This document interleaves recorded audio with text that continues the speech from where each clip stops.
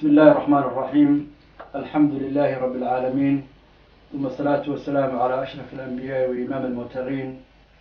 داودياش قيمها يا قيام ودمير بوجهتا وحيدكم السلام على السلام الإسلام السلام عليكم ورحمة الله تعالى وبركاته. وبرنامج وعي قلنتا وبرتين شاشة تلفزيون العالمية. برنامج كان عاوة وحا نلجو على ودي وبرنامج كان هوري وداوتين التلفزيون هذا الشيخ أحمد الجوهري بلال يا هبة عمر oo milkiilayaasha ama mas'uuliyiinta sare ee Xabib Marriage Academy oo xarun lagu wacyigeliyo guurdoonka ama lamaanaha isqaba. ahlan wa sahlan kusoo dhawaada mar kale. walaal Hibo iyo Sheekh Axmed xaruntu waxay qabataa koorsooyin wacyigelina oo dadka ama doonaya inay isguursadaan ama kuwa guurka ku dhex jiro nolol maalmeedkoodii lagu baro arrimo kala duwan oo khuseeya nolosha labadaas iyo ubadkoodaba. qodobadaas waa qodobo saad sheegteen hadda ka horba 12 qodoba oo koorso oo qofku uu baranayo kabacdina uu markaa ku helayo ijaaso markii uu wixii barto imtixaano uu galo. qodobadaas idinkoo mahadsan ma noo sheegi kartaan waxay yihiin magacyadooda idinkoo aada noogu fududeynayo luqadda ingiriisiga ay ku qoran yihiin badanaa aada noogu sheegaysaan luqadeena hooyo maadaama ay jiraan dad badan oo Soomaaliyeed oo koorsooyinkan ba ka qaadan kara online iyagoo jooga wadamo kala duwan oo dhulkeena Soomaaliya kusoo dhawaada. أعوذ بالله السميع العليم من الشيطان الرجيم. بسم الله الرحمن الرحيم. الحمد لله رب العالمين، وصلى اللهم على نبينا محمد وعلى آله وصحبه أجمعين. ولكن أبو إجابة أبو هريرة هذا ما حسنت جزاك الله خيرا. يعني كنت سؤال عن أتك أقيمها بضلي سيدات ولالة المانطي برنامج كان وحان أغوط لك الله مالك لدوانا كنتي لنقويتي إن aan haddii uu alla ku roon yahay ay suurto gasho qoysas wanaagsan oo fiican oo laga dheehanayo oo lagala soo dhex bixi karo isfahan suuban oo wanaagsan inuu ka dhexeeyo ilmo ku dhashay jacayl oo ku koray jacayl inay kasoo dhex baxaan ugu dambeyntii in ay noqoto bulshadeena Soomaaliyeed iyo bulsho kasta oo muslimiinaba in ay noqdaan bulsho qoyskooda uu dhisan yahay. maxaa yeelay inta badan markaad eegto waxaa la yiraahdaa haddaad rabto inaad aragto bulsho hore u martay iyo mujtamac is haysto oo adag oo cilaaqada dhexdooda taalla ay wanaagsan tahay waxaad fiirisaa baa la yidhi qoyskooda. saas daraadeed waxaan rabnaa insha allahu tacaala casharada 12 ah dabcan waxaan kala soo dhex baxnay runtii qiraa'o dheer waxbarasho annaga laftigenaga oo maaragtay runtii wax isbarnay raadinay waxaa noo soo baxay markaan u koorgalnay ee aan isweydiinay maxaa loogu baahi badan yahay maanta gaar ahaan bulshadeena Soomaaliyeed ama bulshadeena geeska Afrika ka timid ee muslimiinta ee qalbeedka iyo qurbaha ku nool maxay ugu baahi badan yihiin. maxaa keeni kara in la helo guryo maxaa ku dhahdaa aabihii hooyadu ay wada joogaan isfahansan yihiin ilmahoodu ay daawanayaan ayagoo aabihii hooyadii isla socdo oo wada qoslaya oo wada faraxsan oo wax isa siinaya oo afka wax isku gelinaya yaana bulsho qurux badan runtii oo banaanka markay tagaan iskuulada ilmuhu ay aadaan ay ka sheekeyn karaan quruxda iyo wanaagga guriga dhex taala. taas marka waxaan noo soo baxday waxyaabo badan oo aan lagu baraarugsanay annaga lafteeda xataa aan soo barin. saas daraadeed baan waxaan niri horta meesha aad ka imanaysaan ee ka dhaqaaqaysaan waa halkii maxaa asal inaga inoo amray waxaa asal inoo addiinka. saas daraadeed baa waxaan niri 4 qaybood waa in laga yimaado. hadday dadkeenu geeska Afrika joogaan iyo hadday galbeed joogaanba 4 qaybood in lagu baraarugo. qaar waxay aada u sii khusaysaa galbeedka aan deganahay iyo maaragtay qurbada oon ugu imanay dhaqan kale diin kale dad kale si kale u fikiraya fikir kale oo keeni aanan ahayn. sidee marka uga badbaadi karnaa dhibaatooyinka iyo ciriiriga ka jira? sidee baan u haysan karnaa diinkeena iyo dhaqankeena? number 1 quraanka iyo sunnadii in uu noo noqdo asal iyo marjic. number 2 in aan ka soo qaadano oo ka fahano oo ka barano cilmiga maadiga ee science-ka la yidhahdo ee ilaahay ku abuuray dhulka ee dadkana baray. cilmigaas saddex baan kasoo qaadanay, wuu badan yahay cilmigaas. saddex baan kasoo qaadanay aadna noo khuseeyo bini aadankana khuseeyo. saddexdaasi waxa weeyaan cilmiga la yidhaahdo cilmiga nafsiga psychology-ga oo runtii jaamacaadka lagu dhigto, laakiin nasiib darrada inta badan jirta aanan lagu dhigin ama aan idhaahdo innaga bulshadeena Soomaaliyeed aanan ku baraarugsanayn faa'iidada ay u leedahay qofka iyo qoyska. bal dadka qaarkood waa nasiib darro runtii aan arko dhalinyaradu aan barano psychology-ga markay yidhahdaan in lagu yidhahdaa baran inay wax kala barta oo laga leexiyo, waa nasiib darro runtii. marka cilmu nafsiga qofka in uu fahmo sida uu u fikirayo caqligiisa, sida uu u hadlayo, reactionkiisa sida uu u dhaqaaqayo wax u samaynayo. cilmiga labaadi waa biology, abuurka qofkan maaragtay jirkiisa siduu abuuran yahay in la faasiyo, qofka la isbaro, qofka kalena la baro. maxaa yeelay kala duwanaanshaa jiro oo rag iyo dumarku way kala duwan yihiin. gabadhu sibay u fikirtaa sina way u dhaqantaa, ninku ama wiilku sibuu u fikiraa sina uu u dhaqmaa. biology ahaan xaguu ka imanayaa haddii maaragtay reaction sameeyo, haddii uu radifci la yimaado maxaa ka keenaya, siduu u sameeyey. siday gabadhu u fahmi kartaa ninku marka uu maaragtay aamus badan yahay maxaa ka keena inuu aamuso. gabadhase inuu ninku fahmo in ay hadasho oo maantaba maaragtay mararka qaarkood ay cabirto shucuurkeeda iyo dareenkeeda, siduu dareenkeeda u fahmi karaa. cilmigaasuu ku dhex jiraa. dadka qaarkood waxay yidhahdeen low haddaan baran lahayn horey lanoo soo bari lahaa, nasiib darro seminaaradan ku bixinay ku sheegay, haddaan horey lanoo soo bari lahaa. mararka qaarkood gabadhi waxay tiri runtii ninkayga waxaan ku tilmaami jiray inuu yahay energy saver, yacna maba rababa ninkan inuu aniga maaragtay daliga galo. haddaan ogaan lahaa aamusku qeyb kamidaba nolosha ragga in ay tahay oo laysoo bari lahaa, waan ku xisaabtami lahaa. cilmiga saddexaad waxa weeyaan bulshada. isbedel baa ku dhaca bulshada 10kii sanaba, wax cusub baa kusoo ziyaada. saas daraaddeed baa waxaan u nidhi maaragtay cilmiga sociology-ga bulshada khuseeya in bal bulshooyinka kala duwan iyo inaga bulshadeena Soomaaliyeed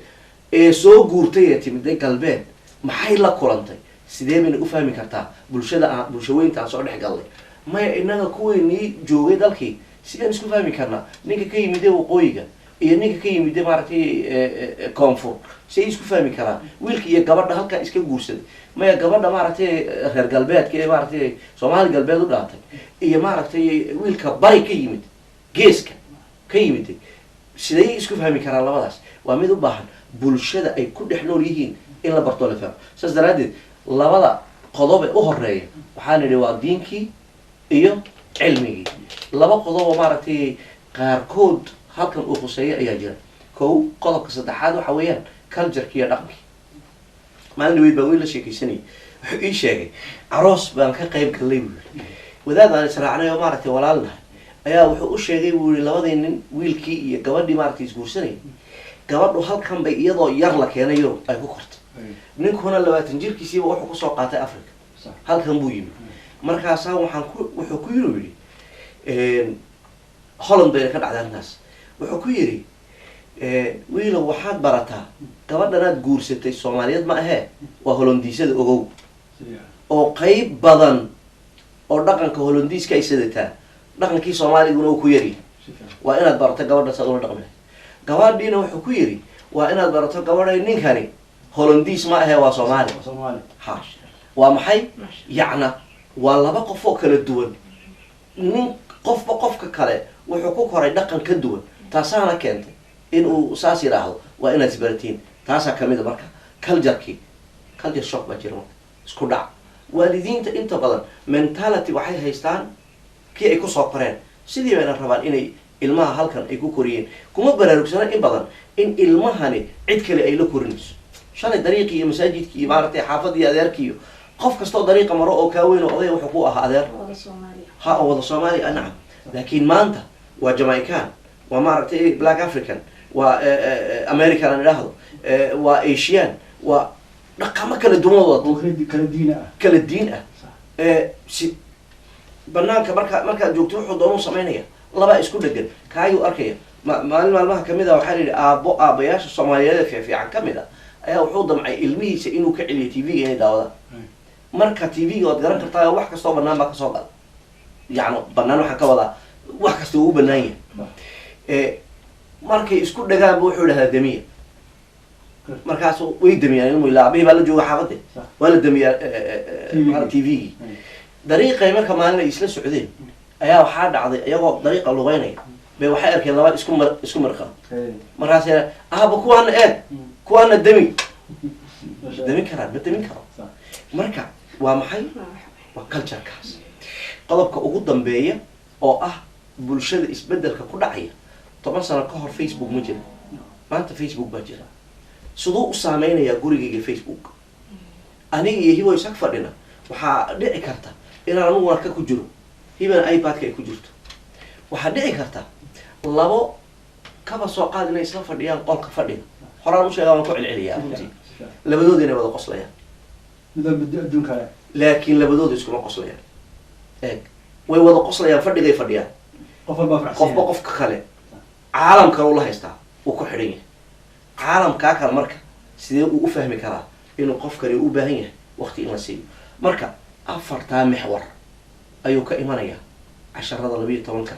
ee aan bixino iyada oo maaragtay tafaqiitirana waan soo gudbinayna insha allah jazaak allah khayr ما شاء الله جزاك الله خير وبلوية شيخ أحمد وحنت أنا لها إن لح قرب عن ولا هي بكون مرة لح قرب يشكتي أنا لح قرب كل يشكتي سعي ضدك وفكران نعم واي قرب بدل صار شكتي وقرب اسمه حرام وصل سلالة دينتي علمي سوسايتي واحد دين شكتي لكن دين تلفت كذا معان كذا وحرمنا إن الله صاب حنقف انتين قرب بيسرنا هذا تفسير فكرة تقول فهم دينتي إن قرب بيسرنا مركب قرب بدي أيام أنا إلي قرب إن شاء الله وهي يشكت أن لحظة قرب يشكت سعيد ما شاء الله إن شاء الله إن شاء الله الحمد لله رب العالمين وصلى الله على سيدنا وحبيبنا محمد صلى الله عليه وسلم إلهي بما تسكلا ولا أبو أحمد أبو إجابو ما شاء الله إن رنتي وان كاغ مهد ألينينا برنامجك إشاء شقائي وما درتي دربدي بعدون كورتو سلو قاري ما شاء الله رنتي خبير بعضها إلهك وزيادة علمك آغا إن برنامجك هذا نصور نقضو إن casharadu runtii waxa weeyaan waxbarasho unbaa jahli looga baxa marka ummadeena waxaan rabnaa inay caado cusub ay abuuraan oo ah inay wax bartaan wax walba inay bartaan marka maxay ahaydee qofku hadduu rabo mara inuu tasho harqaanka inuu bar waa inuu iskuul aado waa waxa ugu yar in computerkan yar sida loo isticmaalo hadduu rabo waxbuu barasho uu aadi kol saacad lagu siiyo training kol aad maaragtay iskuul u aadid wax walba waa la bartaa marka bal maxaad u malayn guurkii oo ah noloshaadi saacad kaliya kuma cafinayo guurku saacad walba waad ku jirtaa mirir walba waad ku jirtaa maalin walba waad ku jirtaa hadda anigii Axmed 20 sano hadda isqabanaa sanadkan 20 sano noo buuxsantay ilaahay bay mahad u sugnaatay 20 kaas sano waa maalmo la isku geeyay maalmaha la isku geeyay waan wada mucaamaloonay waan wada dhaqmaynay sidaan u dhaqmaynay haddii maad aragtay ay lagu soo baro balka war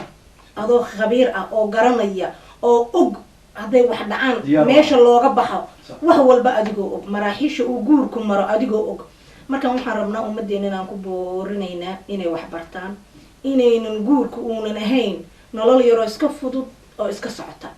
oo sawirka aad adigu maskaxda ku haysatid oo habeenka ugu horeeya iyo wiiga ugu horeeya carooska uunan ahayn noloshu ay noloshu ay ka adag tahay ay ka dhib badan tahay oo qof bil aadan oo la soo korin oo waxba ka garanayn la noolow maalin walba wax fudud ma ina horta la ogaado weeyaan ilma haday ku soo biiraana ka sii daran familigii oo dhan marka la sii waasiciyana wayba sii balaaranaysaa marka 6 cashar aniga kugu dheereynayna ay ugu horeeya waxa weeyaan ahamiyada uu guurku leeyahay casharka ugu horeeya guurkani muxuu yahay guurkan in la fahmo meesha uu diinka ka buuxinayo sababtu ilaahay noogu waajibiyay in wanaag aan anagu ka helayno mujtamacu wanaaga uu ka helayo ummadda ilaahay siday maad aragtay ugu badanayso oo maad aragtay ummada maxamed ay ugu badanayso waxaasoo dhan la fiiriyo in dhinac kale laga fiiriyo la eego in guurku khatar badan uu ku jiro akhi waxaa la yiraahdaa dadka muslimiinta ah in ka midka aan nahay waxa weeyaan reerka familiga iyo masjidka siday u maamulan lahaayeen kaliya soo hartay wixii kale dhan saydaradooda iyo awoodooda waa ka baxday ummad kala maamulata hadda maaragtay waxbarashada dawladaha islaamka oo dhan waxbarashada waa loo dejiyaa waxay gacan ku hayaan ma in way qaataan in iqtisaadiga hadii la eego economiga hadii la eego waa loo soo dejiyaa qaab walba sidoo u shaqeeyo waa la soo dejiyaa kaliya waxa wali xaydaamka noogu jira familiga iyo masjidka sida loogu tukado ee loogu cibaadaystay ee waxyaalaha lagu qabto taasina khatar bay ku jirtaa waa la ogyahay turkiga waagi wixii ka dhacay in af turki la yiraahdo lagu tukado waa masjidkii dhexdiisa waxa la soo galay Soomaaliya xataa waa la sheegi jiray in af Soomaali xataa la isku dayay mar in faataxada lagu aqriyo oo Ilaahay naga badbaadiyay marka waxa weeyaan maxay hayday in waxa kale oo jirta akhiyo guurka dhibaatooyin fara badan baa jira waxa weeyaan wixii aanana ku naqaan hooyo iyo aabo ma jirto alfaada horta la bedelayaa marka alfaada la bedelo kelmadaha marka la bedelo hadeed waxaanad garanayn baa lagu barayaa oo caado ku noqonaysa aabihii iyo hooyadii ninkii iyo naagtii haweeneydii iyo odageygii ma jirto waa la bedelayaa gender baa laga dhigayaa maxay hayday couple baa laga dhigay couple muxuu yahay inuu nin yahay garan mayso inay haweeney tahay garan mayso gender haddaan ku idhaahdo muxuu yahay garan mayso wixii oo dhan ayaa horta naga bedelay waa in aan maskaxda ku hayno waxaas oo dhan in uu badan yahay casharku qofka casharka qaatana uu garan maaragtay waxyaalaha ku jira waxaa kaloo kusoo xiga waxa la isku guursaday ee dadka isku keenay waa maxabo waa kalgacayl baa isku keentay kalgacaylkii oo mawadda waraxma ilaahay guurka oo lagu tilmaamay waxa weeyaan in la barto horta mawaddadu maxay tahay jacaylku muxuu yahay waxaa la yiraahdaa akhiyow si fudud baad qof u jeclaan kartaa si fududna waad u nici kartaa laakiin waxa ugu adag waa dhexda inaad haysid jacaylkii inaad haysid uunan hoos u dhicin ayaa ugu adag baa la yiraahdaa marka jacaylku wuxuu yahay qaabka uu sameysmo ma kordhaya ma naaqusmaya maxay hayday maxaa cadow ku ah maxaa horumariya waxaasoo dhan in la barto waxaa kaloo ku xiga casharka saddexaad lafdhabarka labada qof u ah waa wada hadalka communicationka la yiraahdaa qaabka aan loo wada hadlayo loo wada dhaqmayo loo xiriirayo taas waa muhiim jiddan waa casharka saddexaad casharka afraad waxa weeyaan kala duwanaanshaha rag iyo dumarka waxa weeyaan laba qof oo kala duwan laakiin iska milayaan leeyahay markaad adigu ka duwanahay markaan anigu jawhar ka duwanahay waxa aan kaga duwanahay isaga u baahan wuxuu isagu igaga duwan yahay ana u baahan in la bartaa la rabaa akhiyo taas waxa kaloo ku xigta oo cashar u dhow ah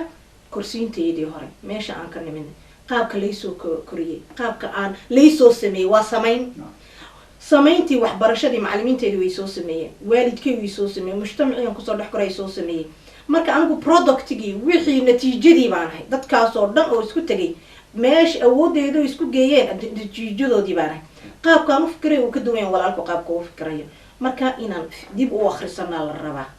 qof naxariis darro ku soo koray kama sugayo maanta ka dhan inuu koolkooliyo uu maaragtay hadal naxariis la yiraahdo way adagtahay aad bay u adkaanaysaa marka anoo ka sugaya hadduu isagu samayn waayo de waa wareer isku dhac baa imaanaya laakiin haddaan ogahay walaalku meesha uu kusoo koray qaabka loo soo koriyay sila uu soo maray keensada waxa keensaday sababihii keensaday haddaan ogahay in baa la isku turi in baa la isku naxariisan ka ugu dambeeya ee lixaad waxa weeyaan